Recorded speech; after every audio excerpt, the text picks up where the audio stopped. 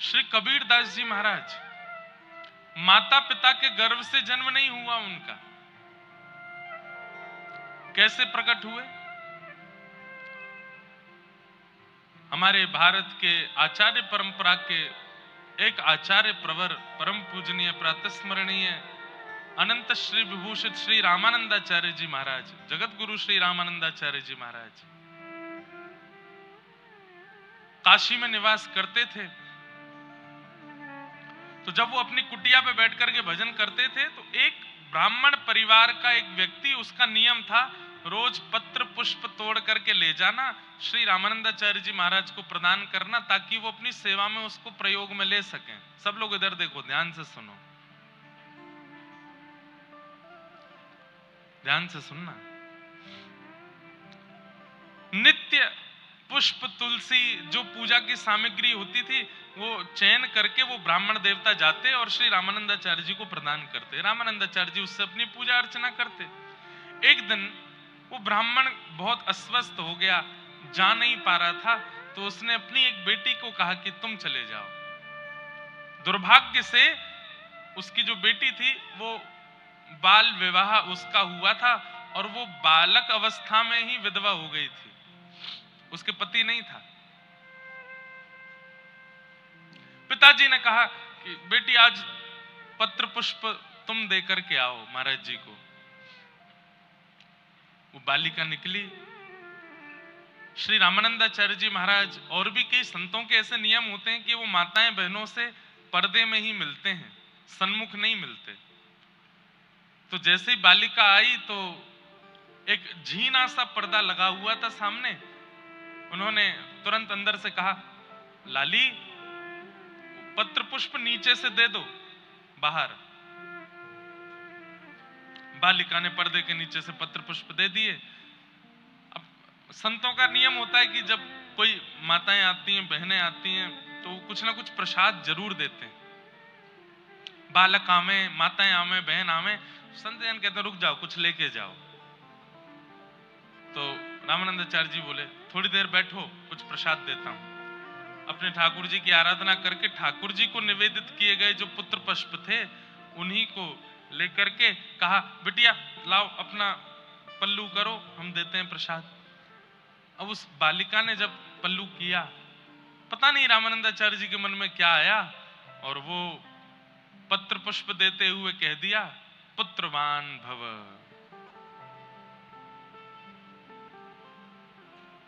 ये आशीर्वाद ग्रहण करते ही वो बालिका तो रोने लगी। बोले तुम रो क्यों रही हो? तो रोते रोते उसने बताया, महाराज जी मैं बाल विधवा हूं, मेरा विवाह हुआ था पर मेरे पति चले गए, और आपने मुझे ऐसा आशीर्वाद दे दिया है कि अब इस आशीर्वाद को ये कैसे फलित होगा, ये कैसे संभव हो सकता है? रामानंदाचार्य जी बोले, हमारे मुख से, हमारे भजन का, हमारे तप का, हमारे वेद अध्ययन का यही फल हमको मिला है कि हमारे मुख से कुछ असत्य नहीं निकल सकता। पता नहीं ठाकुर जी की कौन सी लीला घटने वाली है। पुत्री, अब ये बात निकली है तो पूर्ण तो होगी, तुम्हारे यहां पुत्र तो होगा। वो बालिका तो रोते हुए वहां से भागी अपने वो पल्लू लेकर के, लेकिन रामानंदाचार्य जी बड़ी चिंता में आ गए। ये रामानंदाचार्य जी कौन है बंधुओं? ध्यान से सुनिएगा। जितने भी आचार्य पधारे पृथ्वी पर, वे कोई ना कोई अवतार ही पधारे हैं। दक्षिण भारत में हमारे श्री भाष्यकार शेषावतार रामानुज स्वामी जी महाराज, जिनकी कृपा से आज तिरुपति बालाजी के दर्शन होते हैं, जिनकी कृपा से पद्मनाभ भगवान के दर्शन, जिनकी कृपा से श्री रंगनाथ भगवान के दर्शन होते हैं, ऐसे रामानुज स्वामी जी किनके अवतार हैं? भगवान के शेषनाग, वे ही आचार्य रूप में जीवाचार्य बनकर के पधारे। वे ही त्रेता में लक्ष्मण बने, द्वापर में बलराम बने और कलयुग में श्री रामानुजाचार्य बने। ऐसे ही प्रभु श्री राम उनको भरतलाल जी का आस्वादन करना था, भरतलाल जी के प्रेम का आस्वादन करना था। इसलिए वे कलिकाल में श्री रामानंदाचार्य जी के रूप में प्रकट हुए। कौन? प्रभु श्री राम। तो रामानंदाचार्य जी बड़ी चिंता में बैठे हैं कि ऐसा आशीर्वाद दिया है, अब ये फलित कैसे होगा? जो होना है वो होगा जीवन में, आप उससे बच नहीं सकते। तो फिर भजन क्यों करें? बोले भजन इसलिए करो ताकि आपकी इंद्रियों को, आपकी बुद्धि को, आपके जीवन को उस परिस्थिति से जूझने का, लड़ने का और बल प्राप्त हो। कोई ऐसी बैटरी या चार्जर नहीं आया है दुनिया में जिससे कभी फोन की बैटरी खत्म ही नहीं हो। खत्म होती है। उसका एक ही उपाय है, बोले क्या? चार्जर है, चार्जर रखना पड़ेगा पास में, चार्जर लगाओ, चार्जिंग में थोड़ी देर उसको एकांत में छोड़ो, फिर से चलने लायक हो जाएगा। ठीक वैसे ही भक्ति क्या है? चार्जर है। हम सब मोबाइल फोन है, जितने भी डोल रहे हैं यहाँ पे सब मोबाइल फोन है, और हमारा चार्जर कौन है? ठाकुर जी। अच्छा, फोन दिन में कम से कम 2 बार तो चार्ज करना पड़ता है। एक बार जो बहुत चलाते हैं, जो कम चलाते हैं उनको एक ही बार चार्ज करना पड़ता है, लेकिन जो बहुत चलाते हैं उनको 2 बार चार्ज करना पड़ता है। दिन में, दोपहर में एक बार, रात्रि में एक बार। और जो कम उपयोग करते हैं उनको एक ही बार बहुत है। ऐसे ही संसार के भोग विलास और दुनिया भर के प्रपंचों में जो लगे हैं उनको तो 2-3 बार दिन में भगवान को याद करना चाहिए, लेकिन जो भोग विलास और प्रपंचों से बचे हुए हैं वो एक ही बार याद कर लें, उसमें भी काफी है। पर याद तो करना पड़ेगा, ठाकुर जी को भजना तो पड़ेगा। अच्छा, किसी के मन में ऐसा आता है, क्या ठाकुर जी ये चाहते हैं कि हम उन्हें भजें? ना, ठाकुर जी को कोई फर्क नहीं पड़ता। हाँ, वो ये जरूर चाहते हैं कि मैं अपना कल्याण करूं, मैं या आप अपना कल्याण करें। हम बार बार जब पृथ्वी में जन्म लेते रहते हैं, ठाकुर जी को भी पीड़ा होती है, बहुत कष्ट पा रहा है, बहुत पीड़ा में है, अपना कल्याण क्यों नहीं कर लेता? और कल्याण करने के मार्ग बताने के लिए ठाकुर जी स्वयं पृथ्वी पर अवतार लेते हैं। कभी राम बन के आते हैं, कभी कृष्ण बन के आते हैं, कभी ग्रंथों के रूप में प्रकट होते हैं, संत जनों के वाणी के द्वारा प्रवचन करवाते हैं, ताकि आप अपना कल्याण कर सको, मैं अपना कल्याण कर सकूं। हमारे कल्याण से ठाकुर जी को सुख मिलता है। हम उनको भजें ऐसी उनकी इच्छा नहीं है।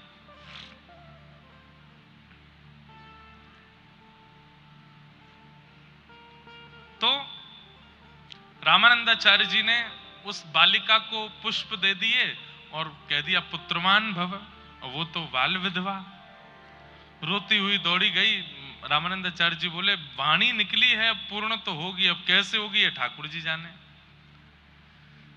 यहां लक्ष्मी नारायण भगवान वैकुंठ में बैठे थे और उनमें आपस में चर्चा हुई कि मानव कल्याण के लिए पृथ्वी पर किसी को भेजना चाहिए, किसको भेजें, कहां भेजें? तो लक्ष्मी जी से कहा आप थोड़ा चयन करके आओ। बंधुओं एक बात सुनिएगा, बहुत बड़ी बात कह रहे हैं, पते की बात, ध्यान से सुनिएगा।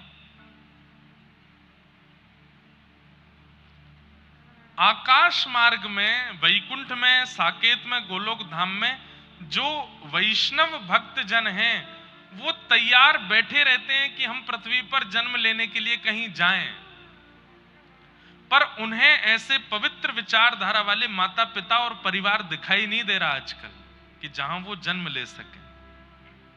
समझ रहे हैं हमारी बात को? घरों से पवित्रता चली गई, विचारों से पवित्रता चली गई, लोगों के जीवन से पवित्रता चली गई। इतने अपवित्र आचरण में लोग, जीव सब आ गए हैं कि अब आचार्य रूप को जन्म लेने की इच्छा तो हो रही है, पर उनको ऐसा पवित्र कुल मिल नहीं रहा है जहां वो जन्म ले सके।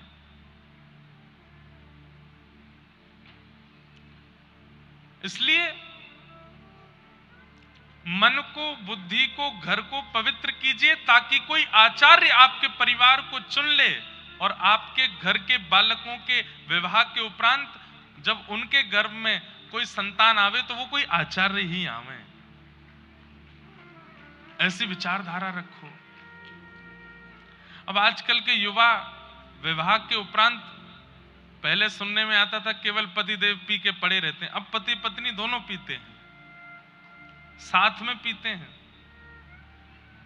घर के सब लोग जब सोने चले जाते हैं तो उनके कमरे में रखे हैं, वो वहां जाके पीते हैं। आप कहोगे महाराज जी आपको कैसे पता?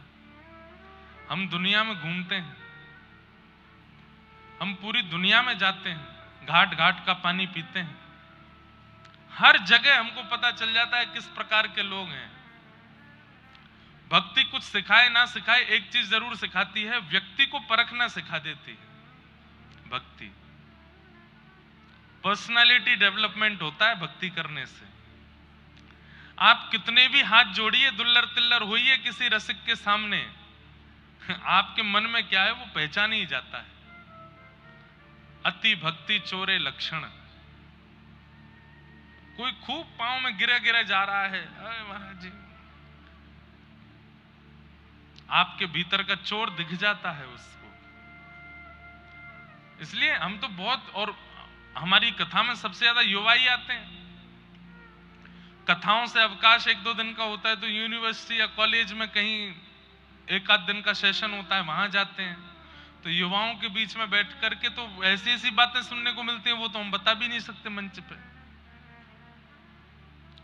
आजकल संबंधों के रूप में बहुत कुछ चल रहा है।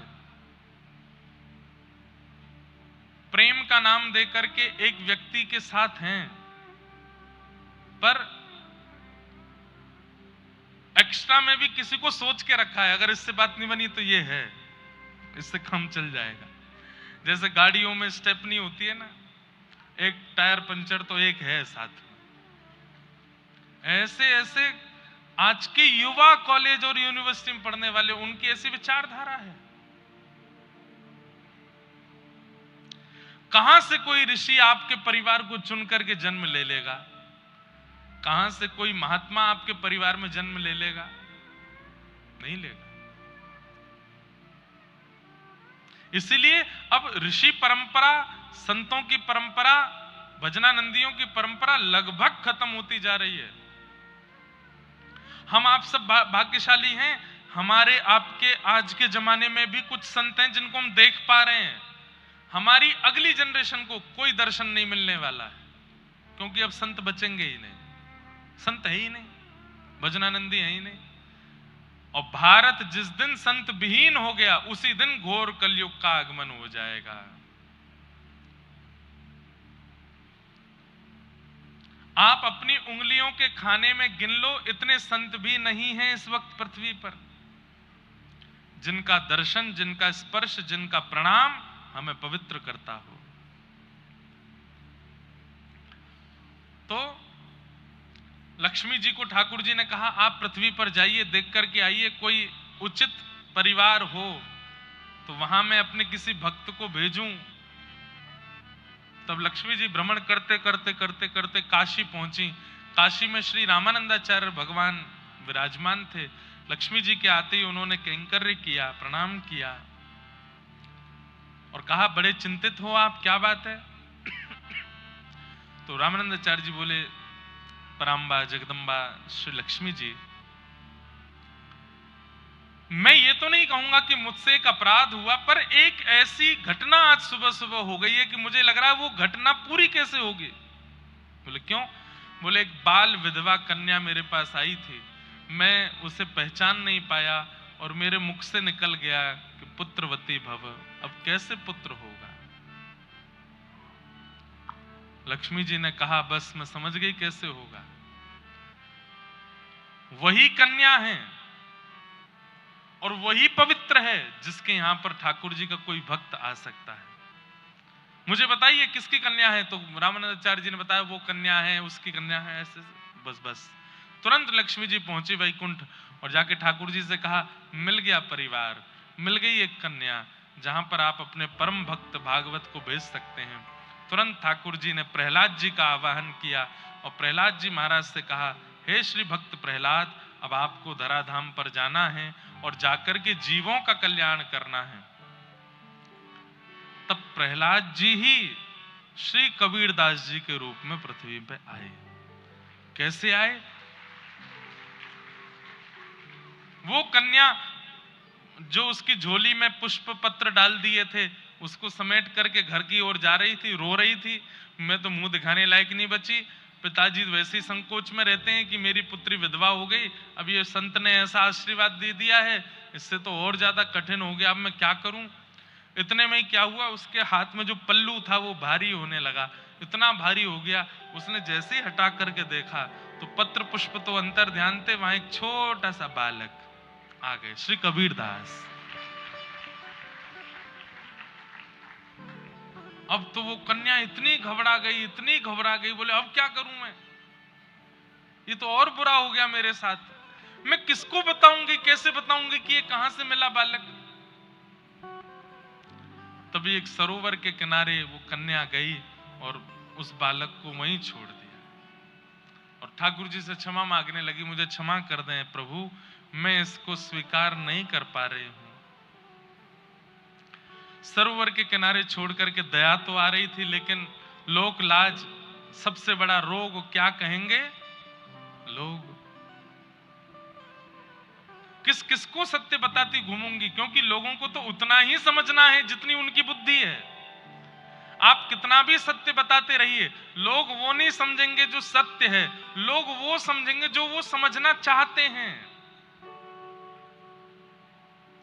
लोग वही स्वीकार करेंगे जो उनको प्रिय लगता है, समझने में अच्छा लगता है।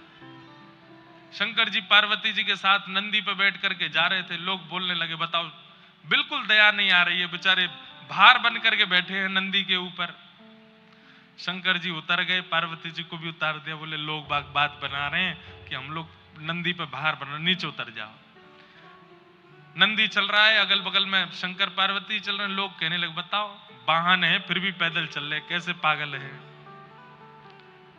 शंकर जी बोले पार्वती जी लोग बात बना रहे हैं, मैं चढ़ जाता हूं, तुम पैदल चलो। एक नीचे चलेगा एक बैठ के चलेगा तो शायद कम बात बनेंगी। लोग बात बताने लगे, बताइए कैसे पतिदेव में पत्नी को पैदल चलवा रहे, खुद बैठ गए ऊपर। शंकर जी उतर गए, बोले देवी आप बैठ जाओ, लोग बात बना रहे हैं। पार्वती जी बैठ गई, शंकर जी बोले अब ठीक है। लोग बोले जो रूके गुलाम, पत्नी बैठा रखी है, खुद पैदल चल रहे हैं उसके नीचे। शंकर जी को आया गुस्सा, बोले पार्वती नीचे उतरो, नीचे उतरो, और नंदी को अपने सिर पर बैठा लिया, बोले अब चलो।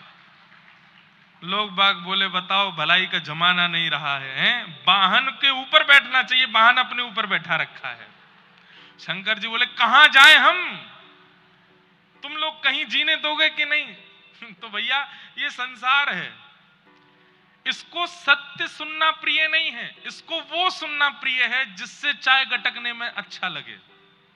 भाई चाय पे चर्चा भी तो होनी चाहिए, दो लोग चाय पिए तो बीच में बात क्या होगी। तो इसलिए वो बातें रखो जिससे चाय गटकी जा सके।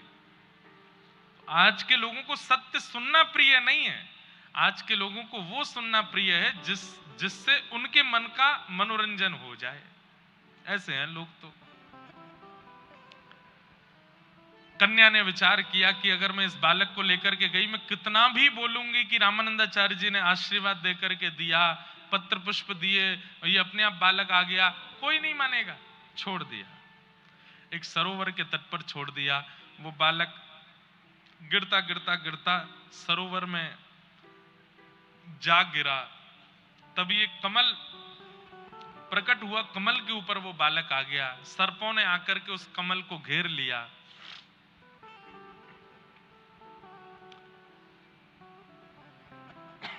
तभी काशी का एक कपड़ा बुनने वाला व्यक्ति, जो कि हिंदू नहीं था, मुस्लिम था, उसके पति पत्नी दोनों जा रहे थे। दोनों की यहां संतान नहीं थी, संतान की इच्छा बहुत ज्यादा थी। सरोवर के तट से निकलते समय उन्होंने जैसे ही देखा एक बालक, बोले देखो हमारे ईश्वर ने हमारी सुन ली, भले ही हमारे संतान नहीं हुई लेकिन एक संतान बालक दी है, थोड़ी देर हम प्रतीक्षा करते हैं, अगर इसके माता पिता आ गए तो ठीक, नहीं तो हम इसको लेके चले जाएंगे। प्रतीक्षा की, कोई नहीं आया, तो उस बालक को लेकर के वे दोनों दंपति चले गए और उसका नाम कबीर रखा। कबीर ईश्वर के द्वारा जो प्रदत्त है वो कबीर है। बाल्यकाल से ही दिव्य चेष्टा, दूध पान नहीं किया। क्यों नहीं किया? क्योंकि मां को दुग्ध आता नहीं था और घर में भेड़ बकरियां थीं।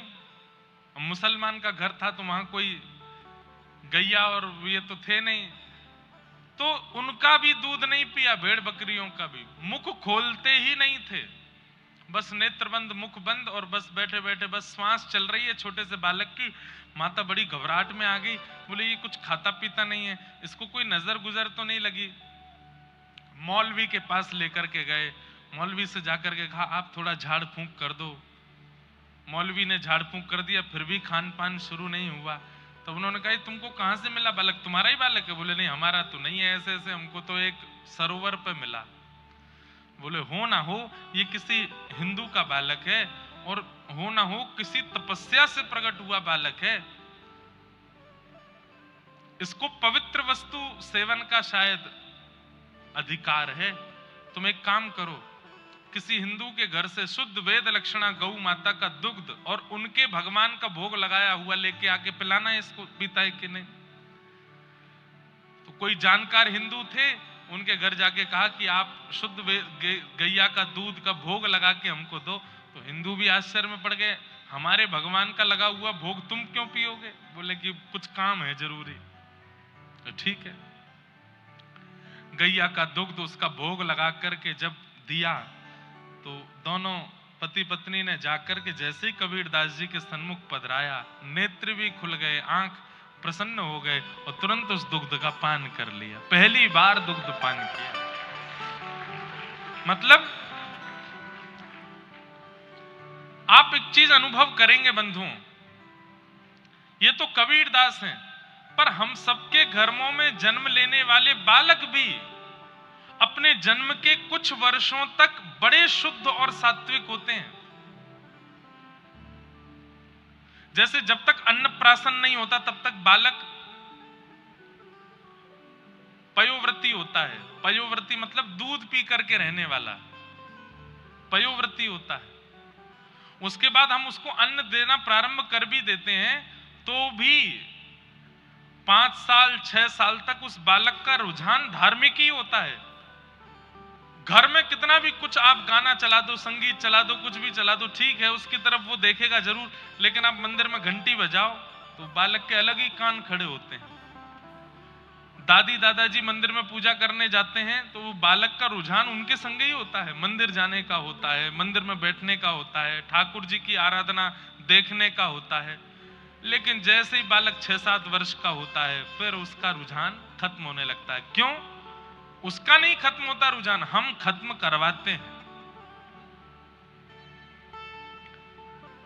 मां खिचड़ी खिला रही है, नहीं खा रहा, टीवी चलाओ और टीवी पे गाने चला दिए, उल्टे सीधे गाने चल रहे हैं, उनको देख करके बालक खिचड़ी खा रहा है। बालक छोटे बच्चों के साथ खेलने लगता है, हम उसको समझाते हैं उसके बेटे के साथ नहीं खेलना, वो ऐसा है, वो गंदा है, वो गंदा बच्चा है।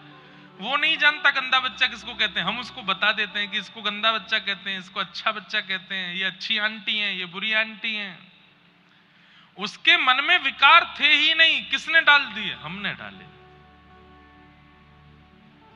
कहते हैं, पता नहीं कितना सत्य है इस बात में, लेकिन अगर किसी बालक का जन्म हो और घर के सारे सदस्य 1-1.5 वर्ष तक अगर मौन रहें, उसके सामने कुछ ना बोलें, उसको खिलाएं, उसको झुलाएं, उसको नहलाएं, लेकिन कोई शब्द ना बोलें, तो जब वो बालक बोलना सीखेगा तो सबसे पहला शब्द संस्कृत का बोलेगा। उसके अंदर से अपने आप वेद ध्वनि प्रकट होने लगेगी। ऐसा मैंने सुना है।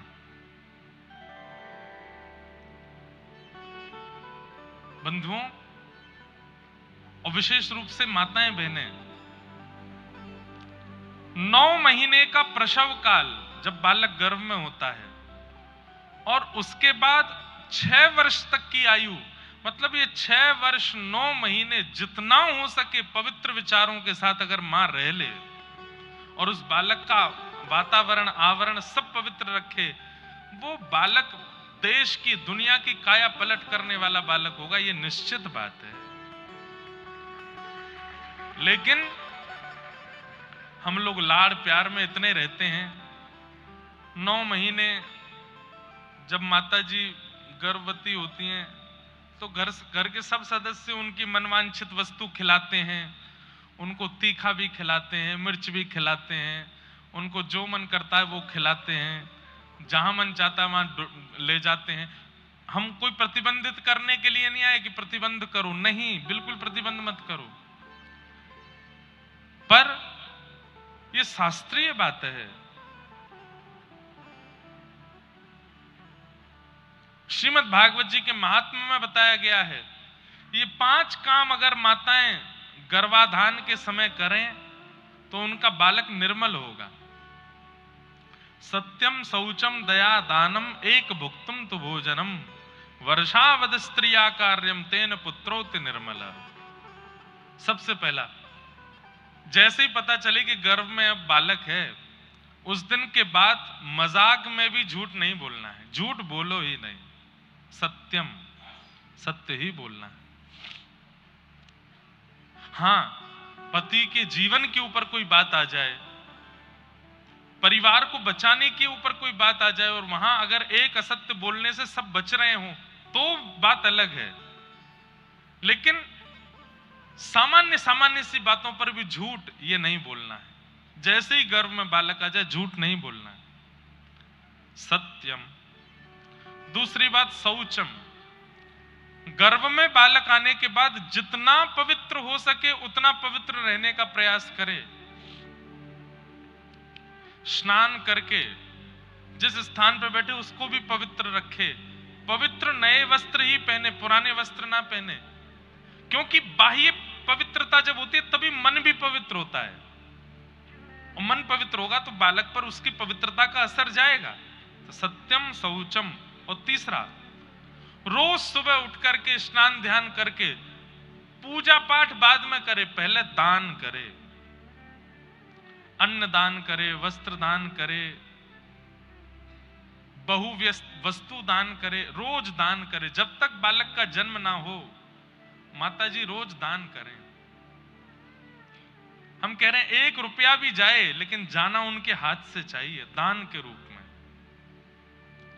सत्यम शौचम दया दानम। और दया, चौथी चीज क्या? दया करे। कोई अगर कड़वा बोल भी जाए तो उसको भी क्षमा कर दे, बोले क्षमा है, कोई बात नहीं, मेरे लिए तुम प्रायोरिटी नहीं हो, अभी गर्भ में जो है उसको सुधारना है।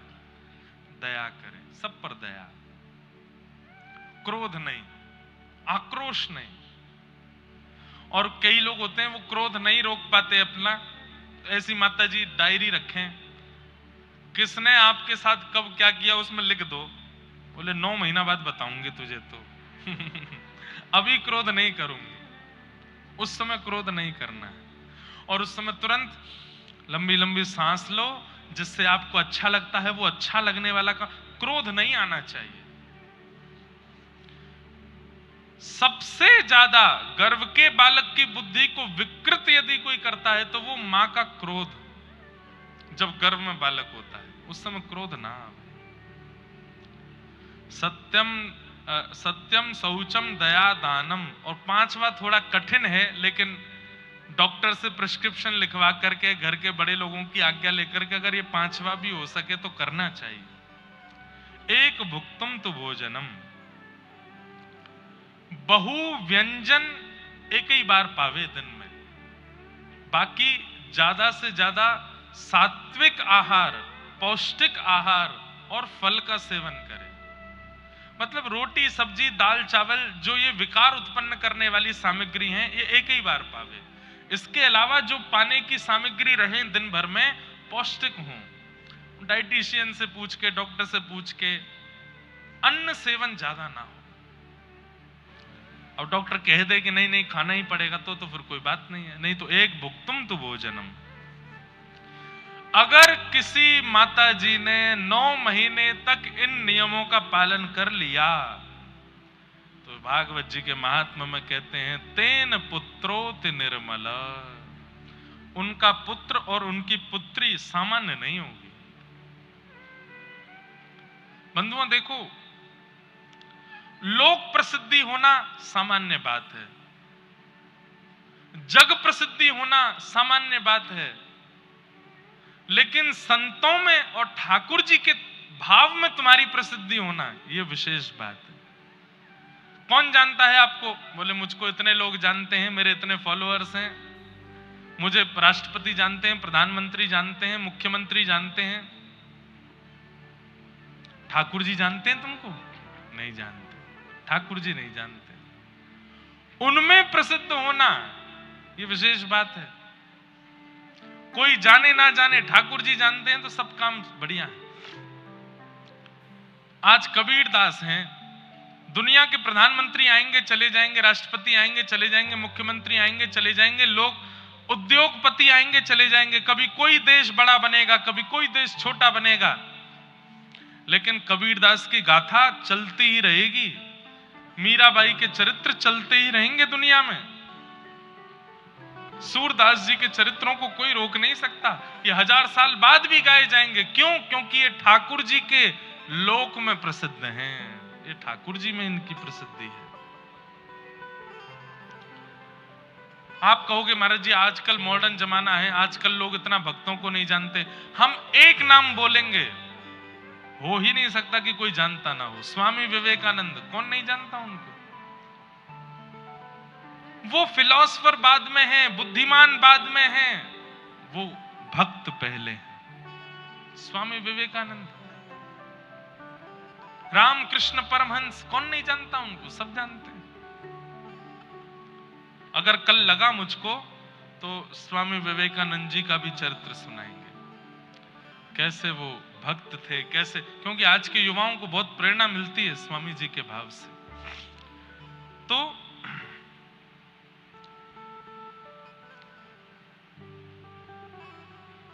कबीरदास जी को ठाकुर जी का प्रसादी दूध जैसे ही दिया, उन्होंने तुरंत स्वीकार किया और पहली बार उन्होंने पयो व्रत को तोड़ा। धीरे धीरे कबीरदास जी बड़े होने लगे। अब तो रोज एक हिंदू के घर से आता है प्रसादी भोग, वही पाते हैं और कुछ पाते नहीं है। माता पिता को चिंता तो होने लगी कि भैया ये कहीं ऐसा नहीं हो कि देवी देवताओं को भी हमारे घर में ले आवे। तब पति पत्नी समझाते, ठीक है भगवान ने संतान नहीं दी थी, उससे अच्छा हो तो गई, एक संतान तो है, थोड़ा बड़ा होगा इसको भी सिलना बुनना सिखा देंगे, हमारी तरह काम धंधा करेगा, सब बढ़िया चलेगा। कबीरदास जी बड़े हुए थोड़े से, तो जैसे हमारे यहाँ पर अन्नप्राशन संस्कार होता है, हमारे यहाँ पर मुंडन संस्कार होता है, हमारे यहाँ पर नामकरण संस्कार होता है, फिर उसके बाद कर्ण छेदन संस्कार होता है, उसके बाद यज्ञोपवीत संस्कार होते हैं, ये सारे संस्कार बच्चों के होते हैं। ऐसे अन्य वर्ग विशेष वालों के यहाँ भी संस्कार होते हैं। संस्कार तो नहीं कहेंगे, पता नहीं क्या ही होता है वो। तो एक उनके यहाँ की पद्धति से कुछ होना था, और वो जब तक नहीं होता तब तक उसको पूर्ण मुसलमान नहीं मानते। तो वो करवाने के लिए किसी मौलवी जी को बुलवाया, बोले कि आप कर दीजिए। तो कहते हैं सैकड़ों मौलवी आ गए, सैकड़ों बड़े बड़े पीर आ गए, लेकिन दूसरों की पीड़ा दूर करने वाले, बुखार दूर करने वाले जैसे ही कबीरदास जी के घर में प्रवेश करते, तो प्रवेश करते ही उनको इतना तीव्र बुखार चढ़ता, नाचने लगते महाराज, उनका सिर इतना भारी हो जाता, चीखने चिल्लाने लगते, अरे तुम्हारे घर में कुछ है जिसके कारण हमारी बुद्धि भ्रष्ट हो जाती है, बुखार चढ़ जाता है। सब भाग जाते हैं वहां से। बड़े बड़े लोग आए, लेकिन महाराज कबीरदास जी को स्पर्श नहीं कर पाए। तब एक बहुत बड़े मौलवी जी थे, वो हिंदुओं की भी खूब पहचान करते थे। उनके पास जाकर के पूछा, बोले क्या हो रहा है, हमारे घर में कोई आकर के ये क्रिया कर क्यों नहीं पा रहा है? बोले मैं आता हूं। तभी उन्होंने आकर के देखा, बोले अरे घर से बाहर आके बात करो, सब लोग सावधानी से सुनो। तो उनके पिताजी बाहर गए, बाहर जाके बोले क्या हुआ? बोले तुम्हारा बालक किसी बानर की गोद में बैठा है और वो बानर हाथ में एक बड़ी सी गदा लेकर के बैठा है। जैसे ही हम भीतर गए तो हमको दिखाने लगा ऐसे और दूर भगाने लगा, वो किसी बानर की गोद में बैठा है। बोले कौन बानर है? बोले कि हिंदुओं का एक देवता है हनुमान जी, ही उनकी गोद में बैठे हैं, वो तुम्हारे बालक की रक्षा कर रहे हैं। भैया सुनो हमारी बात। बोले क्या? बोले काटा पीटी करके इसको कोई और मत बनाओ, ये जो है इसको वही रहने दो। इसको ठाकुर जी ने बना के भेजा है, ये परमात्मा ईश्वर ने इसको बना के भेजा है, ये और कुछ करके तुम इसको कुछ करने का प्रयास मत करो, ये जो है इनको वही रहने दो। माता पिता बोले ठीक है। कबीरदास जी धीरे धीरे थोड़े बड़े हो गए, अपने घर में रहते और कभी कभी ध्यान लगाने के लिए बैठ जाते।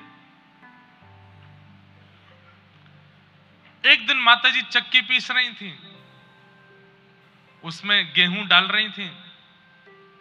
कबीरदास जी आए और आकर के बोले मां, ये तुम इतने सारे गेहूं अंदर डालती हो, सब कहां चले जाते हैं? तो मां ने बताया ये सब पिस करके बाहर आ जाते हैं। तुरंत कबीरदास जी बोले ओहो, तो यही तो दुनिया का चक्र है मां।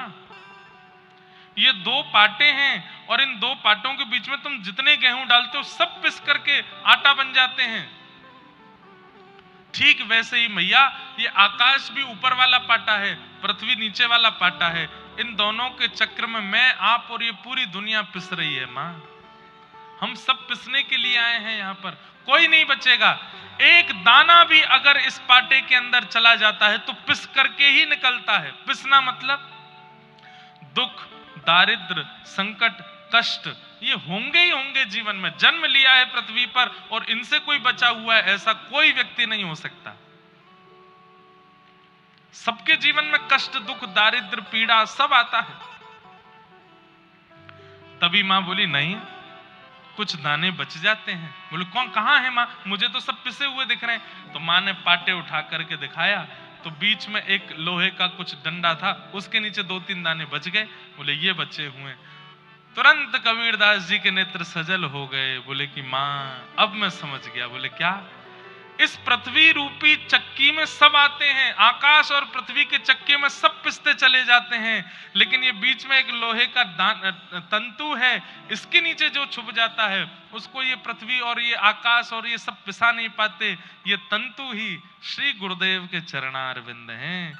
जो इन गुरुदेव के चरणारविंदों के नीचे आ जाता है, जो राम नाम के चरणारविंदों के नीचे आ जाता है, जो ठाकुर जी के आश्रय के नीचे आ जाता है मां, वो 2-4 ही होते हैं। हजारों डाले जाते हैं दाने पर, 2-4 ही बच पाते हैं। वो 2-4 वही बचते हैं जो ठाकुर जी के चरणाश्रित हो जाते हैं।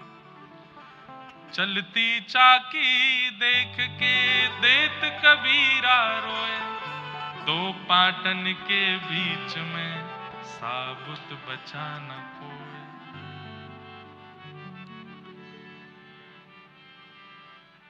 इन 2 पाटों के बीच में कोई नहीं बचा, केवल बचा तो वो जो ठाकुर जी के चरणार बिंदों में है।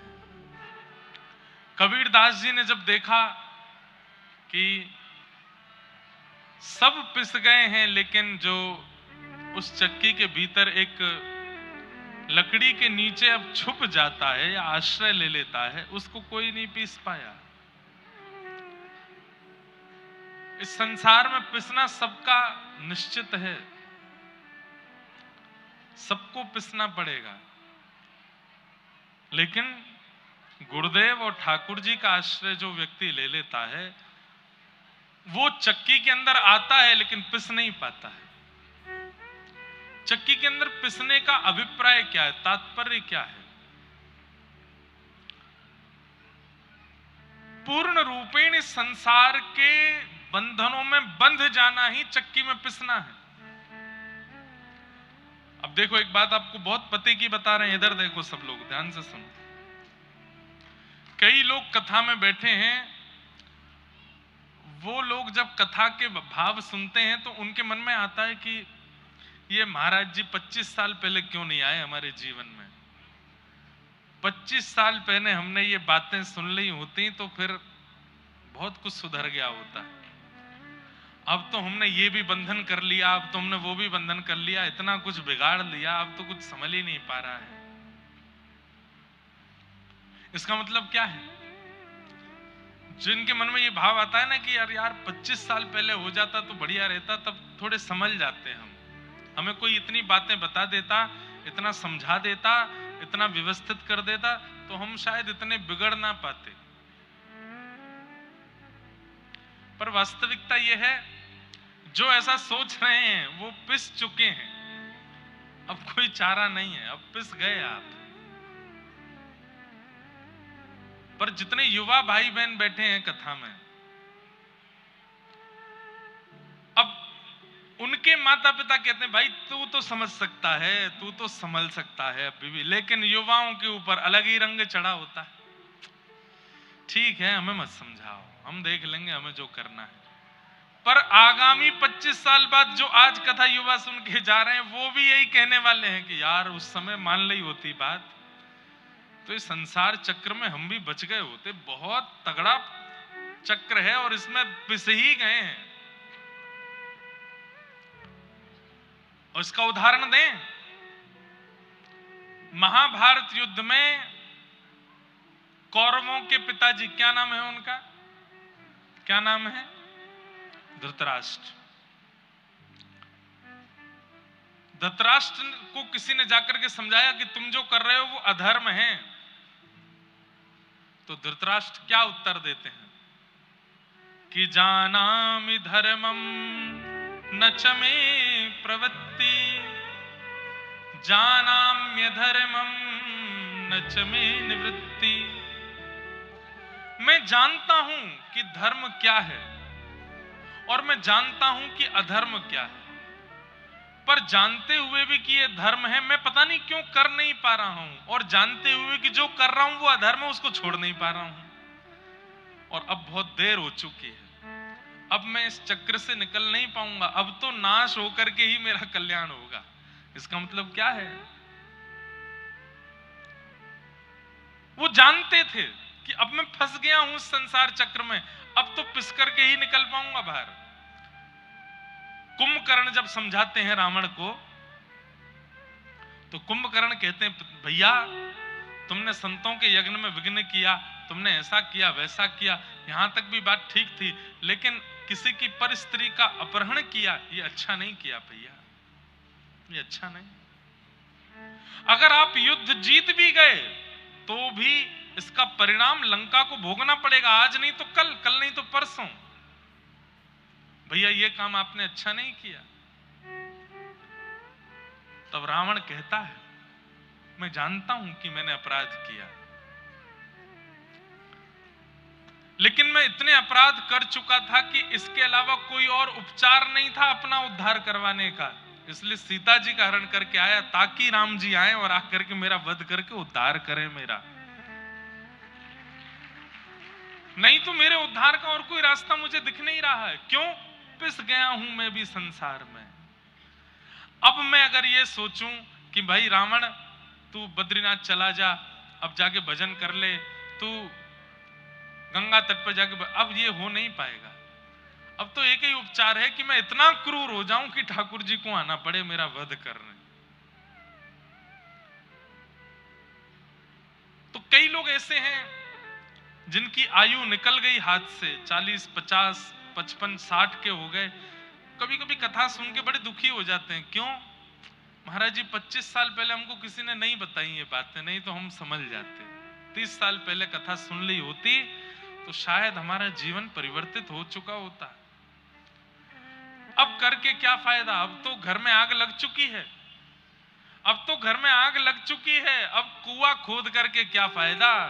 अब तो फायर ब्रिगेड बुलानी पड़ेगी। और फायर ब्रिगेड बुलाकर, फायर ब्रिगेड क्या है भाई?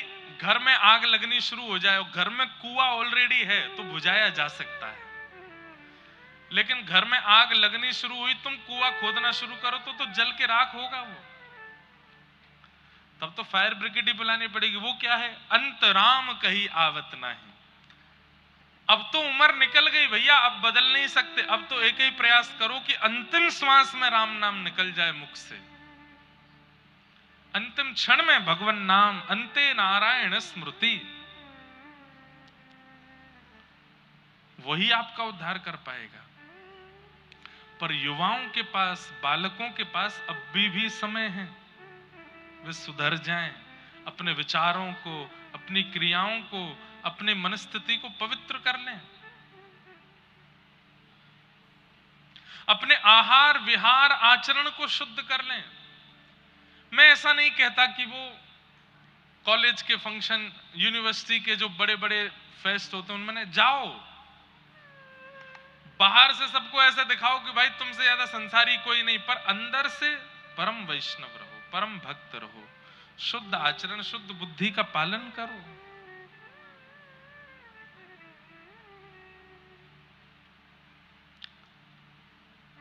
कबीरदास जी को अपना कबीरो लिखना भी नहीं आता था, पर इतने बड़े कवि हो गए क्योंकि वो जब बोलते थे उनके मुख से निकलने वाले शब्द आभा मंडल को प्रभावित करते थे, और उसी को सुन सुन करके लोगों ने कबीरदास जी की पंक्तियों को लिख दिया दुनिया में। बाकी कबीरदास लिखना नहीं जानते थे, राम बोलते थे। थोड़े और बड़े हुए कबीरदास, पिताजी इनको लेकर के गए कहां, मदरसा पढ़ाने के लिए। मदरसा में मौलवी जी ने इनको ले लिया भीतर, लाओ हम पढ़ाएंगे इनको। मौलवी जी पढ़ा रहे थे, पढ़ाते पढ़ाते कोई काम आ गया तो बच्चों को बोले तुम लोग तैयारी करो, मैं अभी आता हूं। बाहर गए तो कबीरदास जी ने सारे बच्चों को राम राम राम बोलना सिखा दिया। बोलो बच्चों राम राम। अब सारे वहां पर जो मदरसे में बच्चे पढ़ने आए वो सब राम राम राम राम राम उच्चारण करने लगे। कबीरदास जी बोले ऐसे नहीं, नेत्र बंद करो, मेरुदंड कमर का सीधा करो, दोनों भुजाओं को बिल्कुल ऐसे रखो। बोले इससे क्या होगा? बोले इससे वो ईश्वर, वो परमात्मा जिसके हमारी माता पिता आराधना करते हैं उसका दर्शन होगा। बोले अच्छा, और क्या होगा? बोले वो ईश्वर मिल जाएगा तो जो चाहोगे तुमको खिलाएगा, जो चाहोगे पिलाएगा। सब बच्चे आकर्षित हो गए बात से। बाल चेष्टा, बालकों को जैसा बता दो, उनके अंदर छल नहीं है ना, उनके अंदर कपट नहीं है, वो विश्वास से युक्त होते हैं। छोटे बच्चों की एक खूबी होती है, उनमें विश्वास की पराकाष्ठा 99% होती है।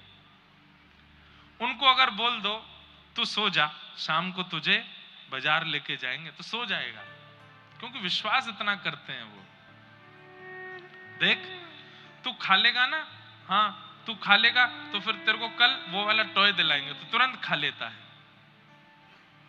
क्यों? विश्वास की पराकाष्ठा 99% होती है। फिर हम ही छल करके, कपट करके, उसकी इच्छाएं पूरी ना करके, उसको विश्वास को तोड़ करके उसको कपटी बना देते हैं। उसको बार बार हम जब विश्वास दिलाते हैं कि हम ऐसा करेंगे, तू करेगा तो हम ऐसा, और नहीं करते तो धीरे धीरे उस बच्चे को समझ आने लगता है कि ये झूठ है, ये कपट है, और फिर वह भी वो करना सीख जाता है। भैया ये परिवार चार दीवारी के भीतर वाला ही बच्चे का निर्माण करता है। कोई समझे तो सही, कोई परखे तो सही। बाद में फिर रोते हैं 15-16 साल की अवस्था में, ये बच्चा ऐसे कैसे बिगड़ गया। वो बिगड़ा नहीं है, उसकी बचपन में आपने ऐसी क्रियाएं की हैं कि उसकी बुद्धि ऐसी हो गई।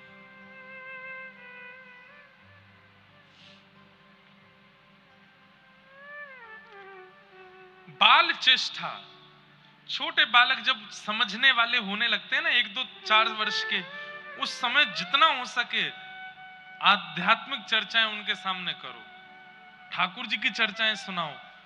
अरे कहीं और घूमने जाना ही नहीं है, वहां जाना है जहां संत विराजमान है, वहां बच्चों को घुमाने लेकर के जाओ। मतलब जैसे वेकेशन पर बच्चे घूमने जाते हैं, वो फिर उनके स्कूल में पूछा जाता है कि चलो अपने वेकेशन के बारे में लिखो। कोई मनाली के बारे में लिखता है, कोई पांडिचेरी के बारे में लिखता है, कोई साउथ के किसी बीच के बारे में लिखता है। आपके बच्चे वृंदावन के बारे में लिखें, आपके बच्चे नाथद्वार के बारे में लिखें, द्वारिका के बारे में लिखें, जगन्नाथपुरी के बारे में लिखें, तिरुपति वेंकटेश के बारे में लिखें, और या फिर जहां संत विराजमान है वहां के बारे में लिखें कि हम अपने वेकेशन में यहाँ गए थे, वहां हमने संतों को भोजन कराया, वहां की गौशाला बड़ी पवित्र थी, गायों का रोज सुबह शाम दूध काढ़ा जाता था। वे गैया, एक गाय का मैंने नाम रख दिया था माधवी, उसके बालक का नाम मैंने कृष्ण गोपाल रख दिया था।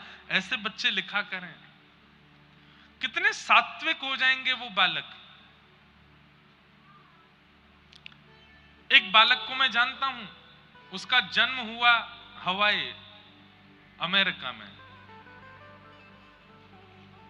लेकिन उसकी माताजी ने बाल्यकाल से ही उसको इतना सत्संग आदि सुनाया, फोन पर ही, आईपैड पर ही इतना सुनाया, वो सोता भी रात को कथाएं सुन करके है। कथा अब जैसा सुनाओगे वैसा बालक बनता चला जाता है। उसने कार्टून कभी नहीं देखा, उसने और कुछ कभी नहीं देखा, बस ये सत्संग, चर्चा, कथा, भागवती सुनी उसने। उसका परिणाम 15 वर्ष की अवस्था में जब वो भारत आया और जिन जिन संतों को उसने सुना, उनके जब प्रत्यक्ष दर्शन करने के लिए गया, उसने अपनी माँ से एक ही वरदान मांगा, बोले एक चीज दे दो बस। क्या? बोले अब भारत से वापस नहीं जाना, यहीं रहना है, यहीं रह करके और अपनी आध्यात्मिक जीवन को आगे करना है। आज उस बालक का आध्यात्मिक जीवन बड़ा अच्छा है। वो नई नई रिसर्च करता है वेदों पर, नई नई रिसर्च करता है आध्यात्म पर, कथाओं पर, ठाकुर जी की लीलाओं पर। नित्य 12 तिलक लगाता है, यज्ञोपवीत धारण करता है, धोती पहन करके रहता है।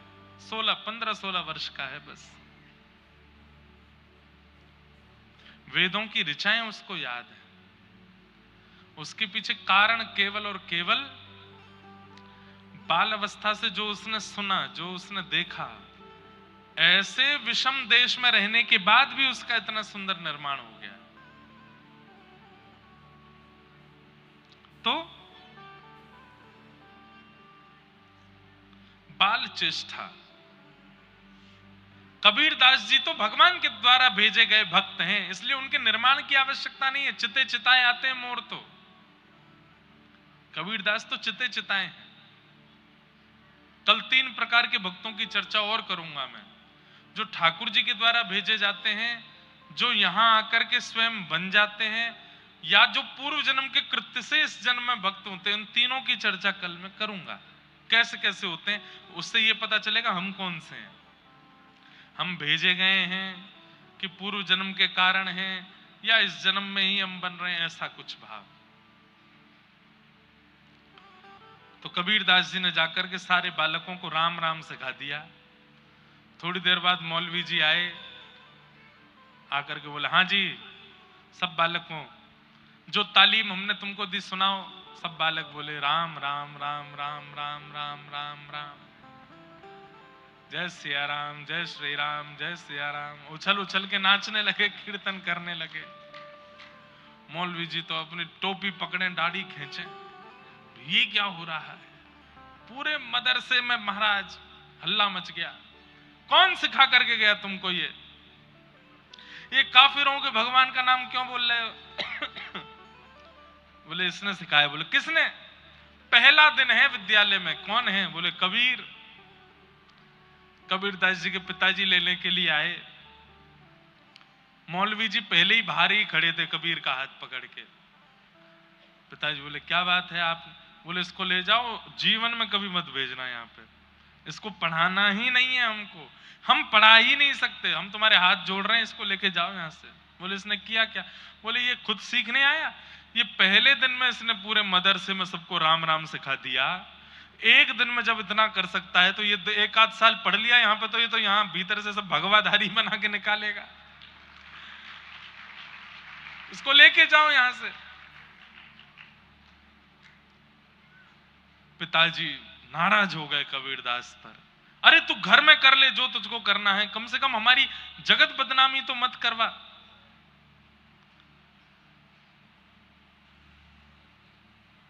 घर में आके मां ने समझाया, खूब डांटा। बोले क्यों करता है तू, तुझे क्यों नहीं समझ में आता, ये अच्छी बात नहीं है जो तू कर रहा है। कबीरदास के नेत्रों में आंसू आ गए। बोले कि आप दोनों मेरी एक बात सुन लीजिए, मैं इसके बाद स्पष्टीकरण नहीं दूंगा। क्या?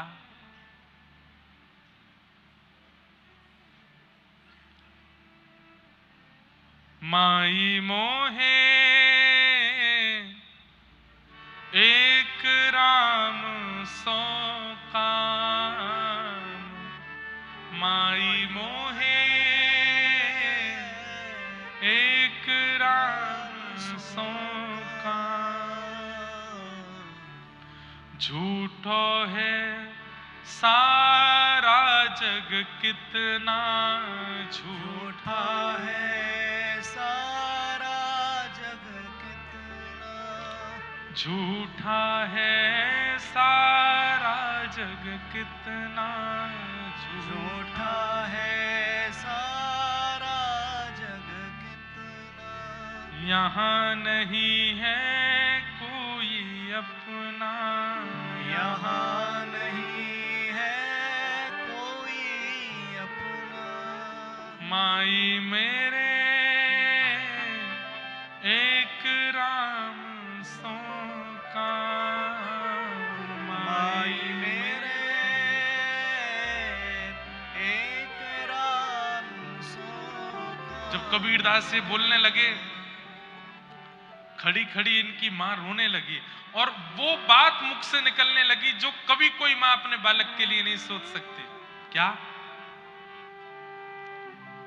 ये दो अक्षर तेरे मुख से निकलते हैं तो मेरे मन में आता कबीर कि तू मर क्यों नहीं जाता, तू जीवित क्यों है, ऐसा बालक क्यों है हमारे घर में जो ऐसी बात करता है। थाड़ी रोए कबीर की मैया, थाड़ी रोए कबीर की मैया, ठाड़ी रोए कबीर की मैया, ठाड़ी रोए कबीर की मैया। और क्या कहे, ए लड़का क्यों जीवे खुदैया, ये लड़का क्यों जीवे खुदैया। अरे ये जीता क्यों है, इसके प्राण क्यों नहीं चले जाते, इसके बचपन से अब तक सब ऐसे कारनामे करता है, राम बचता है। इसके पास कोई मौलवी आने में डरते हैं, क्यों? कहते हैं कोई बानर की गोद में बैठता है। अरे कुछ भी खाता पीता नहीं है, हिंदुओं के घर से उनके देवताओं को भोग लगा करके लाओ, वो खाता है, वही पीता है। कहत कबीर सुनो री मैया, कहत कबीर सुनो री मैया। देवन हारा त्रिभुवन राय, देवन हारा त्रिभुवन राय। हरी मैया मेरे चित्त में कौन बैठा है? बोले त्रिभुवन राय, राय कहते हैं राजा को। इस त्रिभुवन का राजा मेरे चित्त में बैठा है, उससे बड़े बड़े देवता हार गए तो आप तो एक मैया हो बस। वो जिसके चित्त में बैठ जाते हैं उसकी विजय निश्चित है मां। मेरे चित्त में राम बैठे, अब वो नहीं जाएंगे यहां से।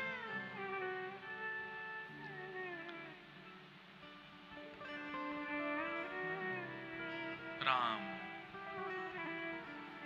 ऐसे श्री कबीरदास बाल्यकाल में ही ठाकुर जी के हो गए। क्यों?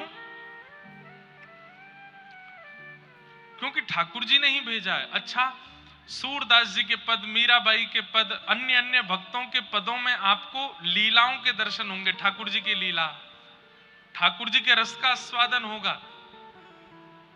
पर कबीरदास जी के पदों में केवल डांट फटकार है। सबको सिखाने के लिए आए हैं कबीरदास। ठाकुर जी ने इनको केवल शिक्षा देने के लिए भेजा, दुनिया को सिखा के आओ। इसलिए कबीरदास जी के पदों में ज्यादा रस, ज्यादा लीला, ज्यादा भाव, ये सब नहीं है। एक कबीरदास जी का बहुत अच्छा पद है, सुनाऊं। हाँ, ये डर लागे और हंसी आवे, अजब जमाना आया रे।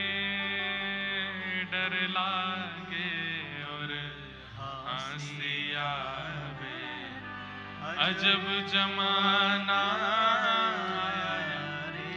कबीरदास, अब मुझे संतों नहीं पता कितने साल हो गए उनको, पर 500 के आसपास वर्ष हो गए होंगे कबीरदास को पृथ्वी पर आए हुए, और पुराने हो गए होंगे। लेकिन इतने साल पहले कबीरदास जी जो लिख करके गए वो आज भी हो रहा है दुनिया में। सब लोग मेरे पीछे गाना। डर लागे और हंसी आवे, अजब जमाना आया रे। डर लागे और हंसी आवे, अजब जमाना आया रे। ओ डर लागे और हंसी आवे, अजब जमाना आया रे। डर लागे और हंसी आवे, अजब जमाना आया रे। धन दौलत ले माल खजाना, धन दौलत ले माल खजाना, वैश्या नाच नचाया रे। वैश्या नाच नचाया रे। और मुट्ठी भर अन्न साधु मांगे, मुट्ठी भर अन्न साधु मांगे, कहीं लाज नहीं आया रे। कहीं लाज नहीं आया रे। क्या कह रहे हैं कबीरदास? बोले इतना धन कमाते, इतना दौलत कमाते, इतना सब साम्राज्य अपना बना लेते हैं, उनको अपने अपने मनोरंजनों में व्यय करने में किसी को लज्जा नहीं आती। बड़े पर्दे पर फिल्म सितारों को देखने के लिए जाने के लिए 5,000 भी खर्च करने पड़े तो कर देते हैं। अपने लिए कुछ भी खरीदना है, कुछ भी लेना है, खाना है, पीना है, उसको करने में कोई दिक्कत नहीं होती। लेकिन मुट्ठी भर अन्न भी यदि कोई मांगता है, कोई याचक आ जाता है कि हमें थोड़ा सा दे दो, तो उसको ऐसा फटकार के भगा देते। शर्म नहीं आती है? मांगते डोलते हो दर दर पे, भागो यहां से। बोले अपने सुख के लिए दुनिया भर में कुछ भी करने पर, धन व्यर्थ करने में लोगों को शर्म नहीं आती। और अगर कोई याचक आ जाए तो उसको समझाते हैं कि अरे हाथ पैर दिए भगवान ने, कर्म करो, कमा के खाओ, मांगते क्या डोलते हो। दान नहीं करते हैं, पुण्य नहीं करते हैं, केवल और केवल अपने ऊपर। देखो एक बात कहें आपको, जो व्यक्ति खूब दान करे, खूब पुण्य करे, खूब परोपकार करे, उसको अधिकार है अपने ऊपर भी खूब खर्च करे। लेकिन बिना दान पुण्य किए अगर केवल अपने ऊपर व्यय करता रहता है, ऐसे व्यक्ति की फिर एक समय आने पर बुद्धि विकृत होने लगती है। डर लागे और हंसी आवे, अजब जमाना आया रे। डर लागे और हंसी आवे, अजब जमाना। और अगली बात सुनो, बहुत अच्छी बात है अगली। कुछ लोगों को हो सकता है इससे कुछ समझ में आवे, कथा में बैठे हुए भी। कथा होत तहां श्रोता सोवे कथा होत तहाँ, श्रोता सोवे वक्ता मूड पटाया रे। अरे मैं कहां फंस गया आकर के। वक्ता रोते हैं, अब भाई हम इतनी दूर से कथा सुनाने आए हैं, तुम कथा में आके सो रहे हो। इसलिए हमारी दृष्टि सोफा वालों पर कम ही रहती है। नहीं, हम ये नहीं कह रहे कि सोफा वाले सो रहे हैं, पर सोफा वालों को नींद आने की संभावना ज्यादा रहती है। क्यों? अब नीचे जो बैठे हैं बेचारे, नीचे ठोस जमीन है, पीछे कोई सहारा है नहीं, ऐसे ही बैठना पड़ता है। कभी यूं बैठो, कभी ऐसे बैठो, कोई तरीका तो है नहीं, कभी ऐसे कमर लगा लो, सोए कैसे? दिक्कत में है तो नींद आने की संभावना कम है। सोफा वालों के लिए तो बढ़िया व्यवस्था है, कभी ऐसे बैठ जाते हैं, कभी यूं बैठ जाते हैं। जब कथा नहीं समझ में आती तो ऐसे बैठे हैं। तो सोफा वालों से हमको डर लगता है, क्योंकि भाई ये सो गए तो फिर हमारी कथा, इसीलिए हम नीचे वालों को ही देखते रहते हैं, भाई तुम सुनते रहो। भाई सुनो, फिर वही बात, हम इन सोफा वालों की बोले ही नहीं रहे हैं, हम दुनिया में जितने सोफा पे बैठ के सुनने वाले सबकी बोल रहे हैं। अच्छा एक बात, एक कथा का पुण्य बताऊं। कथा में अगर किसी को नींद आ जाए और तुम अगर जोर से कोहनी मार के उसको उठा दो तो बहुत बड़ा पुण्य होता है। उठ जाग मुसाफिर भोर भई, अब रैन कहां जो सोवत है। अरे ये घर नहीं है, तुम्हारा बिस्तर नहीं है, तुम्हारा स्लीपिंग रूम नहीं है, तुम क्यों सो रहे हो यहाँ पे? ये उठाने के लिए आए हैं महाराज जी, ये सुलाने के लिए नहीं आए हैं। पर ये भी आश्चर्य है, दो दो नींद की गोली खा के भी इतनी बढ़िया नींद नहीं आती, कथा में आ जाती है यार।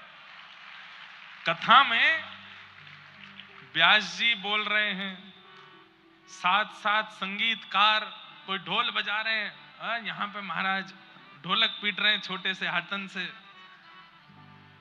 तबला बजा रहे हैं पूरा शरीर हिला करके, बेंजो बजा रहे हैं पीछे कानों में कुछ लगा करके, वायलिन के तार घिस दिए खींच खींच के, मंजीरा बजा बजा के पूरा तन छोटा है गो, लेकिन फिर भी सो जाता है व्यक्ति। इतना सब कुछ करने के बाद भी नींद आ जाती है। कथा में क्यों आ जाती है नींद? क्योंकि कुंभकर्ण की पत्नी का नाम है निद्रा देवी, और जब भगवान श्री राम ने कुंभकर्ण को मार दिया तो निद्रा देवी बोली, मैं बदला लूंगी, आपने मुझे विधवा किया है। बोले कैसे लोगी? बोले आपके वैकुंठ कौन जाता है, साकेत कौन जाता है? बोले जो कथा सुनते हैं, अपना जीवन पवित्र करते हैं। बोले बस कथाओं में जाके मैं ही डोलूंगी, घर में मुझको बुलाएंगे मैं वहां नहीं जाऊंगी, कथाओं में मेरा पूर्ण निवास होगा। जैसे ही कथा में आके श्रोता बैठेगा उसके सिर पर मैं बैठ जाऊंगी, वो सो जाएगा, कथा सुन ही नहीं पाएगा, कल्याण कर ही नहीं पाएगा, तो वैकुंठ में ताला लगेगा, मेरा बदला पूरा।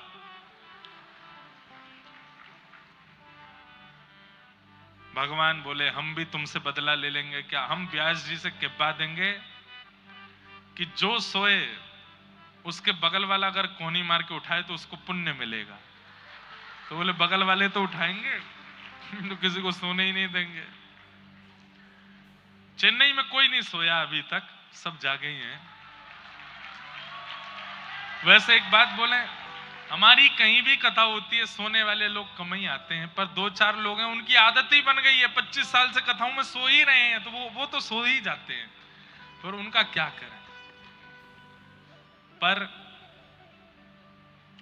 कथा में कुछ नियमों का ध्यान बहुत रखना पड़ता है, रखना चाहिए।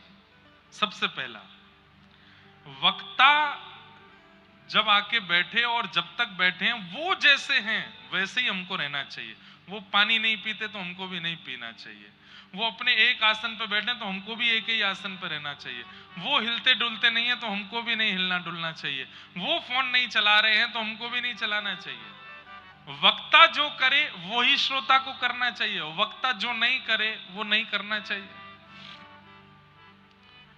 अब दुनिया के सारे जरूरी काम आपके पास ही थोड़े ही हैं, हमारे पास भी है। लेकिन मजाल है कि अगर मैं 4 बजे मंच पर बैठा और 5:30 बजे अगर प्रधानमंत्री जी का फोन आ जाए कि हमको बात करनी है, नहीं कर सकता। 7 बजे तक प्रतीक्षा करनी पड़ेगी। कई हमारे भारत के ऐसे वक्ता हैं, व्यास मंच पर बैठे थे और घर में कोई घटना हो गई और उनको किसी ने संकेत रूप से कह दिया कि महाराज जी ऐसा ऐसा हुआ, अभी तो कथा प्रारंभ हुई है, अब तो पूरी करके ही उठूंगा, मैं यहां से नहीं उठ सकता। तो सारे जरूरी काम आपके पास ही थोड़ी हैं, हमारे पास भी हैं, पर कथा से जरूरी कुछ भी नहीं है। कथा से जरूरी परिवार भी नहीं है, कथा से जरूरी बच्चे भी नहीं है, कथा से जरूरी पत्नी भी नहीं है, माता पिता भी नहीं है, परिवार की कोई स्थिति कथा से ज्यादा जरूरी नहीं है। इसीलिए पूरा पुण्य कथा का वक्ता को ही मिलता है, श्रोताओं को नहीं मिलता। क्यों? अरे पड़ोसी का फोन आ जाए तो उठाने के लिए बाहर चले जाते हैं, बीच में उठ के। जरा सी प्यास लग जाए तो पानी पीने के लिए भागते हैं, जरा सी तलब चढ़ गई तो चाय पीने चले जाते हैं। तो फिर श्रोता वक्ता में श्रेष्ठ तो वक्ता ही माना जाएगा। वक्ता की तरह श्रोता को रहना चाहिए कि जब ये नहीं हिलते, ये नहीं डुलते, ये नहीं कुछ खाते, ना कुछ पीते, ना कुछ करते, ना फोन उठाते, ना किसी से बात करते, तो हम क्यों करें? जब इनके लिए इतनी जरूरी कथा है तो हमारे लिए क्यों नहीं? और जब तक वक्ता बैठा है, चाहे इधर उधर हो जाए दुनिया, हम जाएंगे नहीं। अभी तक अभी महाराज जी बैठे हैं, महाराज जी समय पूरा हो गया, समय ऊपर चला गया, 1 घंटा ऊपर, 1.5 घंटा ऊपर भी चला गया तो भी नहीं जाएंगे। भले ही हमारा घर 10 किलोमीटर दूर है, यहां से साधन नहीं मिलेगा तो भी नहीं जाएंगे। व्यास जी अभी बैठे हैं, व्यास जी उठ जाए तुरंत प्रणाम करके भागो। वक्ता के तरह श्रोता को होना चाहिए। तो कभी कभी हमें लगता है कुछ नियम बताएं, कुछ समझाएं। कथा मनोरंजन नहीं है, कथा मनोमंथन है। एक माता जी कहीं कथा थी तो मुझसे बोली, मैं कथा जितनी देर सुनती हूं मुझे सब याद रहता है, और जैसे ही आरती होती है मैं सब भूल जाती हूं आपने क्या सुनाया, मुझे एक भी बात याद नहीं रहती। महाराज जी क्यों? मैंने कहा भाई घड़ा ऑलरेडी भरा हुआ होगा ना, तो पानी डालोगे तो छलकेगा। मैंने कहा आपने ऑलरेडी अपने अंदर इतना कुछ भर रखा है, समाज का, संसार का, विषयों का, वासनाओं का। मैंने कहा आप अभी मेरे सामने डिनाई करोगे, मना करोगे कि नहीं कुछ भी नहीं है। मैंने कहा लेकिन ये वास्तविकता है, इतना कुछ मन में भरा हुआ है, इसलिए वक्ता कितना भी नवीन देता है आता ही नहीं चित्त में। क्यों? क्योंकि ऑलरेडी फिल्ड अप है। पंडाल में प्रवेश करते ही सब भूल जाइए, अरे यहां तक भूल जाइए मेरा नाम क्या, और बिल्कुल शून्य होकर के, बिल्कुल अपने चित्त के घड़े को खाली करके जब आप बैठोगे, एक एक बात, एक एक शब्द उस चित्त को सजा देगा, और फिर जीवन देखिए कैसा परिवर्तित होता है।